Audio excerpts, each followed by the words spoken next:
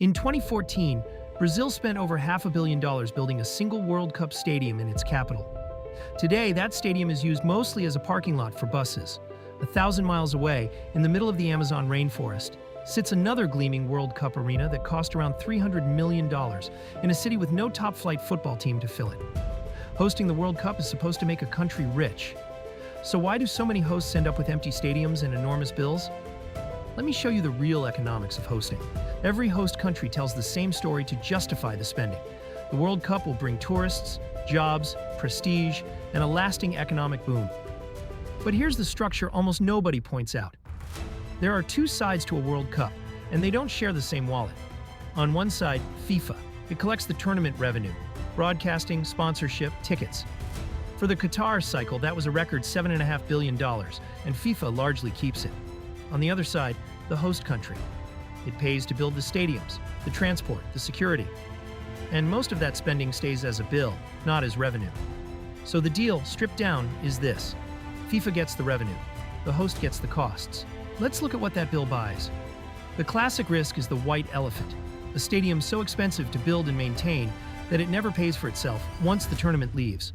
Brazil, 2014. Total cost of hosting, somewhere between $11 and $15 billion. The most expensive venue, in the capital Brasilia, cost around $550 million. And afterward, with no big local club to fill 60,000 seats, it was reportedly used to park buses. In 2013 and 14, huge protests erupted, with people asking why the money went to stadiums instead of schools and hospitals. South Africa, 2010. The country spent around $1.8 billion on stadiums, more than 10 times the original estimate. It expected a tourism windfall of around £570 million. It got roughly 320. Cape Town's beautiful stadium now reportedly loses $6 to $10 million a year, every year, just existing. Which brings us to the number you've definitely heard. Qatar 2022, the $220 billion World Cup. Except that number is deeply misleading, and it's worth getting right. That $220 billion wasn't spent on the tournament. Most of it was a decade of national infrastructure, a whole new metro system, a new airport, highways, hotels, and an entire new city, Lusail, built from the desert. Qatar was going to build much of that anyway. The World Cup was the deadline and the excuse. The tournament itself, the 7 stadiums, cost something closer to $6.5 to $10 billion. Still enormous, but roughly 5% of the headline number.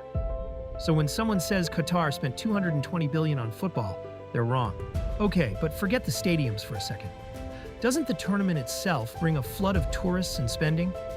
This is where economists are almost unanimous, and almost unanimously ignored. The consensus from researchers like Andrew Zimbalist and Baade Matheson, who've studied this for decades, is blunt. Hosting mega events is not an economic plus for the host. As Zimbalist put it this year, host nations don't get the revenue, but they get the costs. Why doesn't the boom show up? 3 reasons. 1, the substitution effect. A fan spending on a World Cup ticket is often spending money they'd have spent locally anyway. It reshuffles spending. It doesn't create it. 2, crowding out.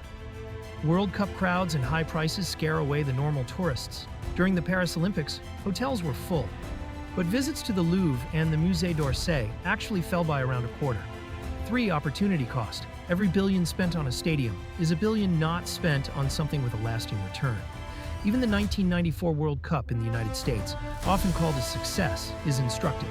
Economists Baade and Matheson found the host cities collectively ended up somewhere between $5 and $9 billion worse off than boosters had promised.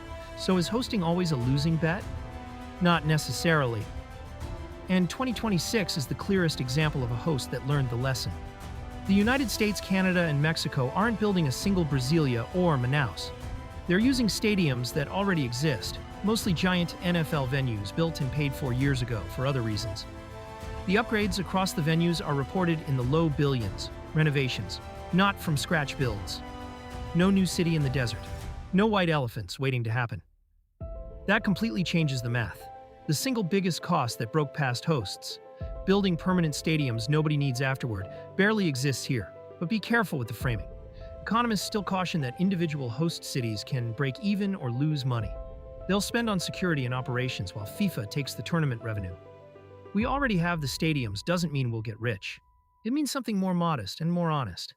This time, the host probably won't go broke. So here's the real lesson of hosting the World Cup. It was never really about whether football brings tourists. It was about a structural imbalance. The organization that owns the event keeps the revenue, and the country that hosts it pays to build the stage. For decades, hosts accepted that deal and were left with empty stadiums and big bills. 2026 is the first big sign that hosts have finally figured out the only winning move. Don't build what you'll never use again. And the lesson travels far beyond football. Before you spend big to host someone else's profitable event, always ask the dollar logic question. Who keeps the revenue, and who's left holding the costs? If that changed how you see the beautiful game, that's exactly what this channel is about.